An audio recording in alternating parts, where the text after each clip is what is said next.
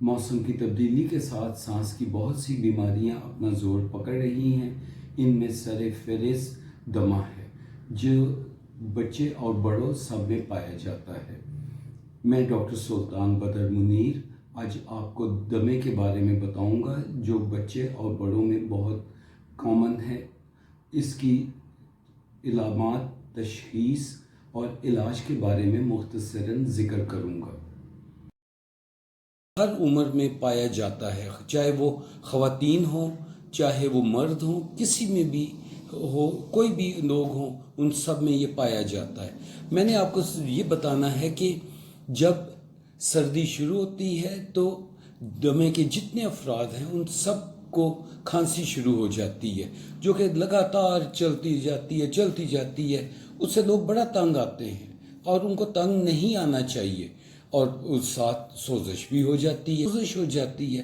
اس سوزش کی وجہ سے جو ہے کھانسی آتی ہے، اور اس کھانسی کو روکنے کے لیے ہم بہت سی دوائیاں بھی استعمال کرتے ہیں۔ مختلف چیزوں کی وجہ سے بھی ہو سکتی ہے، جس میں ڈسٹ الرجی ہے، مختلف اور طرح کی الرجی جن میں پیٹس ہے۔ آج کل چونکہ لوگوں نے گھر میں کتے اور بلیاں پالی ہوئی ہیں، پیرٹس پالے ہیں، ان کی وجہ سے بھی ہو سکتی ہے۔ یہ سب کی سب چیزیں سے الرجی ہو سکتی ہے۔ قالین، جو کہ آج کل بہت خوبصورت قالین ہم لوگوں نے گھروں میں ڈالے ہیں، پردے، ریشمی پردے جو سردیوں میں بہت زیادہ استعمال ہوتے ہیں، تو ان سب کی وجہ سے ان کے اوپر چونکہ مائٹس ہوتے ہیں، وہ مائٹس ڈسٹ الرجی کرتے ہیں، تو ہمیں ان سے بچنا چاہیے۔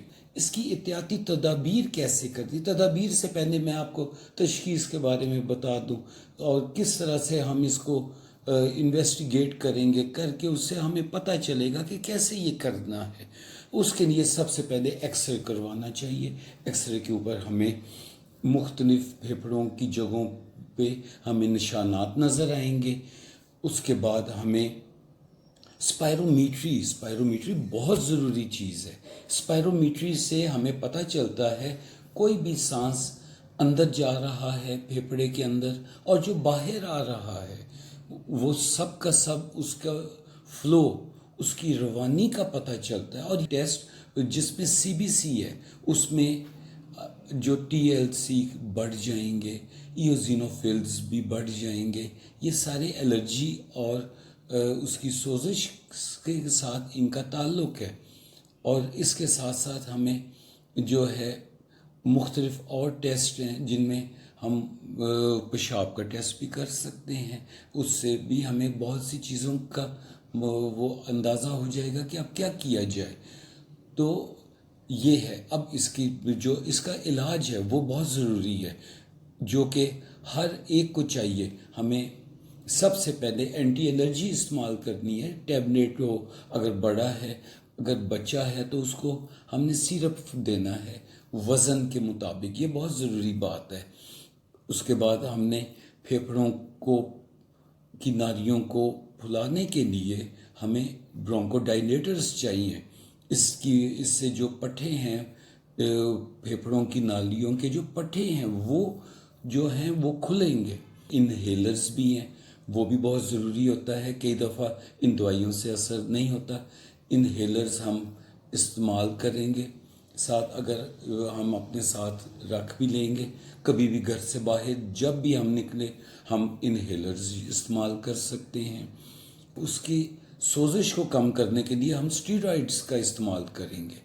یہ ہیں ساری بہت ضروری ٹریٹمنٹ، جو کہ ہر ایک کو اس کا خیال رکھنا چاہیے۔ دوسرا جو ہے، اب اس سے کیسے ہم احتیاط کر سکتے ہیں، اس میں ہے کہ ہم نے کوشش کریں قالین کا استعمال گھروں میں نہ کریں جہاں پہ الرجی بہت زیادہ پائی جاتی ہے۔ اس کے بعد ہم پردے بھی ریشمی نہیں ہونے چاہیے، کاٹن کے ہوں گے تو اس کے اوپر مائٹ جو ہے وہ کم سے کم آ کے وہ بیٹھے گا۔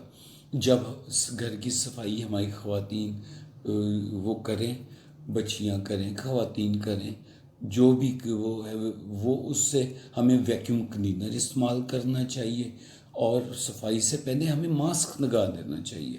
یہ بہت فائدہ مند ہے۔ اس طرح کی تدابیر ہم کریں۔